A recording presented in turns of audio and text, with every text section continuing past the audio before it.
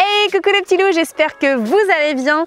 Alors aujourd'hui, on est parti pour parler de mes galères de langage, de prononciation, Je vais y arriver. C'est parti.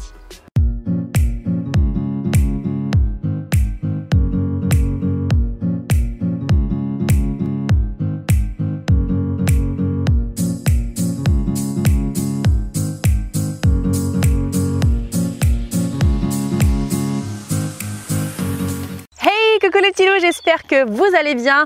On est parti pour une vidéo pour parler de mes galères à Bali. Parce que bon, ce serait pas drôle s'il n'y en avait pas. C'est parti. Alors, première galère qui m'est arrivée. C'est une galère dont je vous ai déjà parlé, donc je vais ne pas vous en reparler réellement. Je vous laisse la voir juste ici. Ça en vaut le détour, c'est sur une nuit un petit peu agitée, je dirais, ou une nuit blanche, pas très agréable à vivre. Mais voilà, c'est rigolo quand on y repense. J'ai vécu une nuit d'enfer dans un hôtel où il y avait plein de bêtes partout. Juste pour faire un petit résumé, si vous n'avez pas du tout vu la vidéo, je vous le fais vraiment très rapidement. Je ferme la lumière pour m'endormir dans le lit où je dormais dans ma chambre à l'hôtel. Tout à coup, et là tout à coup, ouais, faudrait que je le raconte comme ça, mais je suis pas bonne pour raconter les histoires. J'ai une fourmi ou un truc qui s'apparente à une fourmi rouge qui me mord le tibia. Et là, ça me brûle, mais ça me brûle. Et 2h30 après, ça me brûlait encore. J'ai fait, mais c'est quoi ce bordel? C'est quoi cette fourmi? Elle est spéciale bizarre là, elle fait mal, elle fait beaucoup bobo. Alors je comprenais pas. Et je me mets en fait à regarder dans le lit. Et là, il y avait plein de fourmis rouges ou ce qui s'apparentait à des fourmis rouges.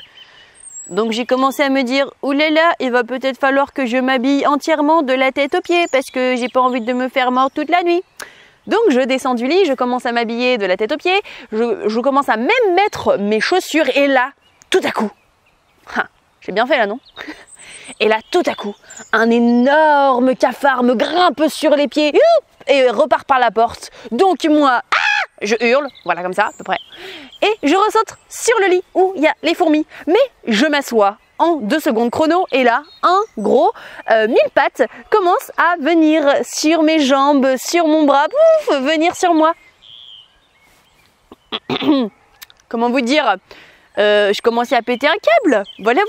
Et pourtant, j'aimerais bien préciser, je n'ai pas peur des bêtes à l'origine, donc je vous le dis dans la vidéo et donc je vous laisse aller la voir maintenant ici, parce que voilà. Deuxième galère. Alors, il se trouve que, à un moment donné, j'ai pris le taxi pour faire d'une ville à une autre, on va dire le trajet durait 2h, 2h30.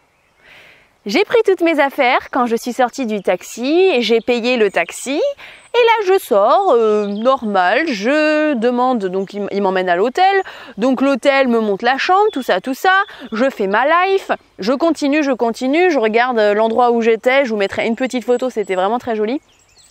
Et je commence à me coucher parce qu'en fait il était assez tard déjà. Et là, je me rends compte quoi? J'ai laissé ma caméra dans le taxi.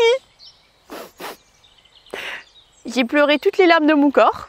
J'ai pas réussi à dormir du tout. J'ai fait une autre nuit blanche. J'ai pas beaucoup dormi à Bali, à vrai dire.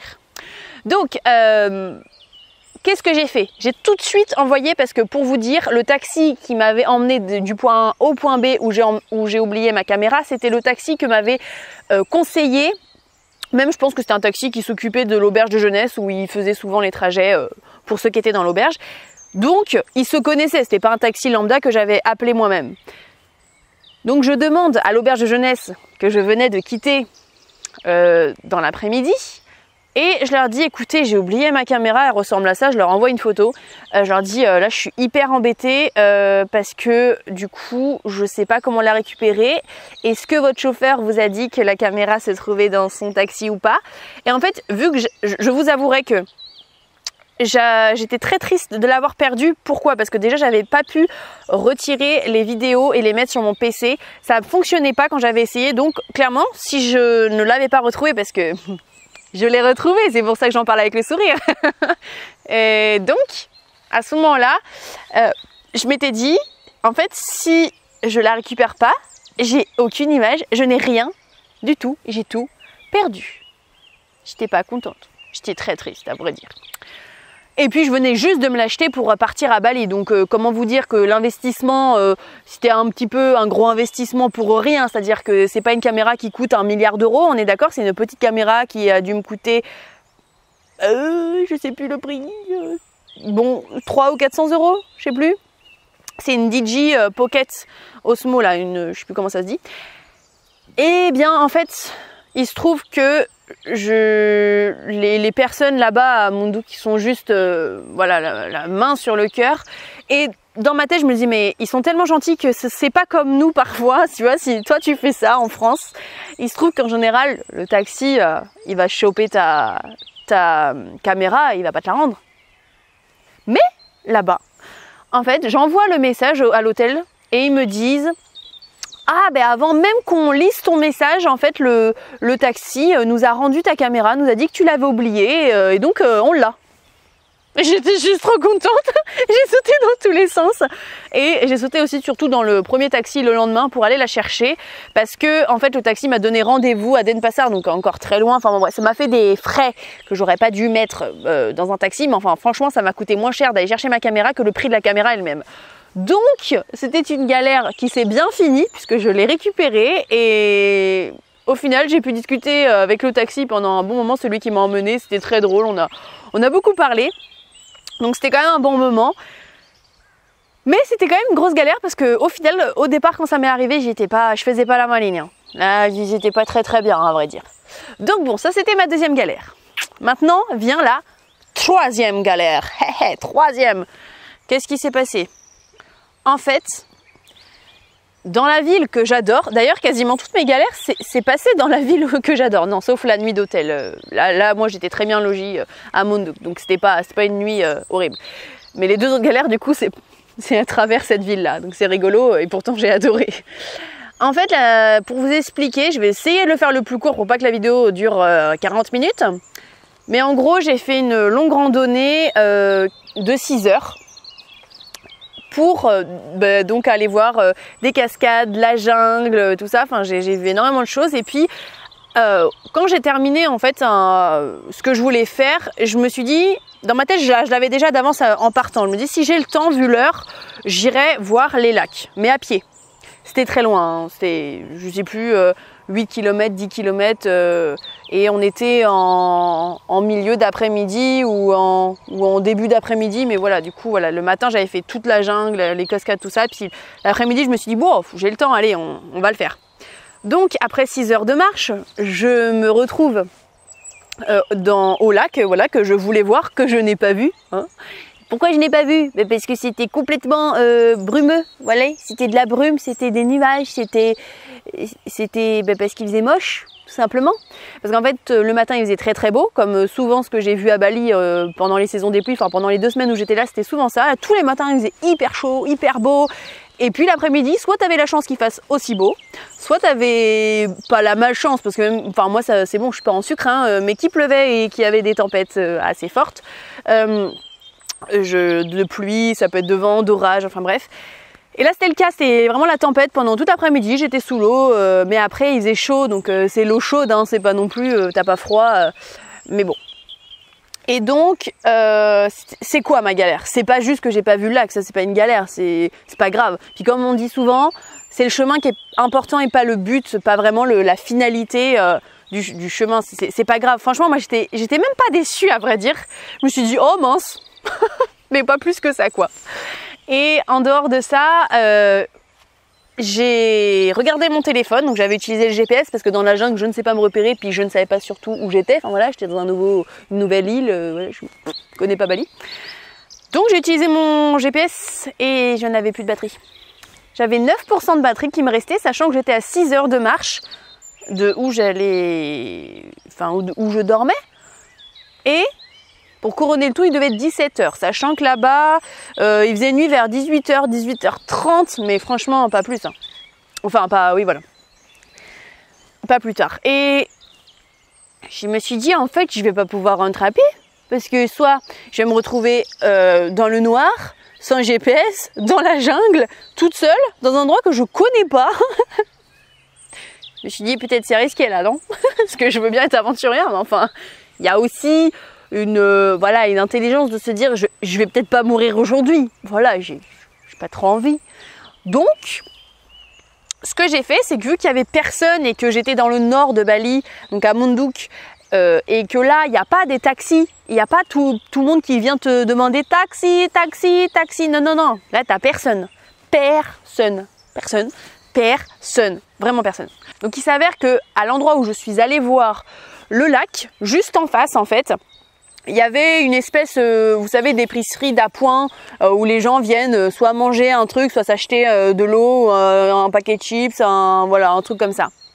Et là, je viens voir la dame et sa fille, il y avait sa fille également. Bon, ne parlait pas un mot d'anglais, donc c'est pas grave. Bon, avec les peu de batterie que j'avais avec mon téléphone, j'essayais de traduire avec mon super traducteur. D'ailleurs, je vous mets ici la vidéo de de mes indispensables au niveau des applications pour partir en voyage, on va dire à Bali, mais dans le monde. Mais je connais que Bali puisque c'est mon premier voyage. Voilà. Et sans cette application, ça aurait été compliqué. Donc, on a échangé grâce à ça. Et au début, je lui demande est-ce que vous pouvez m'aider, voilà. Enfin, je lui ai expliqué ma situation. Et en fait, elle me dit que non, elle peut pas m'aider. Je dis vous connaissez pas quelqu'un qui pourrait m'emmener, soit en scooter, soit machin. Je le paye, y a pas de problème. Enfin, juste là, c'est que je sais pas comment rentrer. Je suis perdue. Moi là, sur mon téléphone, sur mon GPS, je suis rien sans mon téléphone. Et il s'avère que franchement, c'est débile, mais tu te rends compte à quel point sans ton téléphone, quand tu es dans un endroit que tu connais pas, mais t'es perdu, mais t'es complètement perdu. Et là-bas, voilà, tu peux pas appeler un taxi, t'as pas de Gojek, t'as pas de... Enfin bref, t'as pas tout ça. Donc, la dame me dit qu'elle peut pas m'aider. Bon, j'essaye de réfléchir. Donc je retourne juste en face, je traverse la route, je regarde le lac que je ne peux pas regarder parce qu'en fait, je le vois pas. Et je réfléchis. Et en fait, je me dis que il n'y a que cette dame-là ici.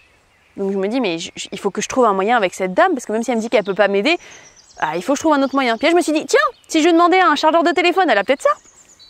Sachant que moi, j'avais mon câble en fait. J'avais juste pas de prise secteur, mais j'avais mon câble. Et donc, je me dis, allez, je lui demande. Et donc là, elle me dit, oui, elle en a. Je fais, cool. Donc dans ma tête, je me disais, bon, déjà, un problème de moi, je vais pouvoir un petit peu recharger mon téléphone. Mais ça m'empêche pas d'essayer de chercher un autre moyen de rentrer parce que finalement, je pouvais pas rentrer à pied. Il était trop tard. Et puis là, plus on parlait, il était presque 18h. En fait, ça faisait 1 heure que on réfléchissait et tout ça et que je réfléchissais d'ailleurs toute seule. Ouais. Et que je savais pas trop comment faire. Donc, j'ai eu... la chance, on va dire, j'ai attendu pendant très longtemps, on a essayé de chercher, je leur montrais vraiment où je dormais, machin, où est-ce qu'il fallait que je me rende, mais ils avaient aucun moyen, enfin, ils pouvaient pas m'aider en fait, vraiment, ils avaient envie de m'aider, mais ils pouvaient pas, juste c'était pas de leur faute. Et par miracle, merci mon Dieu, il y a quelqu'un qui est arrivé, parce que vu qu'il y avait personne, comme je vous dis, c'était très compliqué, et il y a quelqu'un qui est arrivé justement pour manger un petit truc dans leur épicerie d'appoint, si je peux appeler ça comme ça. Et là, tout de suite, je me rue vers lui. Bon, je lui fais pas peur, hein. C'est-à-dire je me rue vers lui gentiment. Là, je le vois, j'ai une petite lumière de me dire « Oh, peut-être on va pouvoir m'aider !» Et donc, je viens lui parler en anglais. Bon, toujours pas, il comprend pas, il parle que indonésien. C'est pas grave, je viens de un petit peu recharger mon téléphone, il est peut-être à 12%, bon, pas grand-chose, hein, mais... Et je lui traduis, je lui explique, et là, il me dit « Ok, pas de problème, je mange ça et je vous ramène en scooter. » Et là, alléluia! Je vous jure, c'était trop bien. Franchement, ce gars-là, je le porte dans mon cœur. Il était trop bien, au bon moment, et je l'aime fort. Voilà. Et le plus drôle pour couronner un peu le tout, c'est que d'une, j'avais très peur de monter en scooter. Donc là, j'avais juste pas le choix. Donc j'étais très contente de pouvoir monter sur un scooter, parce que ça voulait dire que j'allais pouvoir rentrer. De deux, pour une première fois où j'ai peur, j'avais pas de casque, parce que bon, il n'avait pas prévu de prendre quelqu'un en même temps, hein, il m'aide, hein, il était tout seul, donc lui il avait un casque pour lui, mais il n'avait pas pour moi. Et de trois, quand on est arrivé à l'endroit en fait où je devais me rendre pour dormir le soir, il me dit, enfin je lui demande, j'aimerais bien vous donner quelque chose. Donc tu sais, je commence à sortir mon argent parce que je savais pas trop quoi lui donner, j'avais rien sur moi à part de l'argent.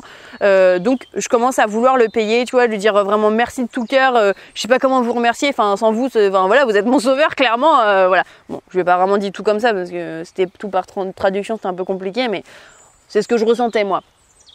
Et là, c'est très drôle, restez encore parce que c'est drôle le fin mot de l'histoire. C'est que il me dit non pour tout là, tout ce que je lui proposais, l'argent quoi. Et il me dit, je veux bien votre numéro de téléphone. Là j'ai explosé de rire, mais je lui ai donné. Il en a absolument rien fait, il m'a jamais recontacté parce qu'en plus je parle français, un petit peu anglais, lui il parle que indonésien. Bon, à part avec un traducteur sans arrêt, c'est un peu compliqué pour communiquer. Donc il en a jamais rien fait de ce numéro de téléphone, mais ça lui faisait plaisir. Voilà, donc écoute, moi je lui ai donné mon numéro de téléphone, ça lui faisait plaisir et moi ça me faisait plaisir ça me sauvait d'ailleurs qu'il me donnait l'opportunité de rentrer à un endroit où je pouvais dormir et pas à la belle étoile. Voilà, j'étais j'avais énormément de gratitude à ce moment-là, je vous jure. J'étais soulagée, donc ça faisait vraiment du bien. Ben voilà, je vous ai raconté mes 3 galères à Bali. J'en ai peut-être eu d'autres, des petites, mais celles-ci c'était les 3 plus grosses qui me sont arrivées, pardon. Donc voilà, et dites-moi si, peu importe que ce soit chez vous, en France, vos galères de vie, là, quand des petites choses qui sont pas drôles quand vous les vivez en soi, mais qui sont drôles à raconter, et quand vous y repensez, ça vous fait rire. J'aimerais bien, voilà, dites-moi en commentaire vos galères, que je me sente pas la seule à avoir vécu des galères, je suis sûre que je suis pas la seule. Et puis moi je vais vous retrouver dans une prochaine vidéo. N'hésitez pas à vous abonner, à mettre la petite cloche pour avoir mes prochaines vidéos. Et puis mettre un petit pouce si vous avez aimé les petites galères que je vous ai racontées, mon petit personnage que je suis, ce que je vous transmets. Et puis je fais plein de choses sur ma chaîne et n'hésitez pas à les regarder. Et puis à partager la vidéo, à commenter, parce que commenter, je veux bien. Vraiment, échanger avec vous, c'est le must pour moi. Allez, je vous laisse sur ce et je vous dis à bientôt dans une nouvelle vidéo. Gros bisous les petits loups!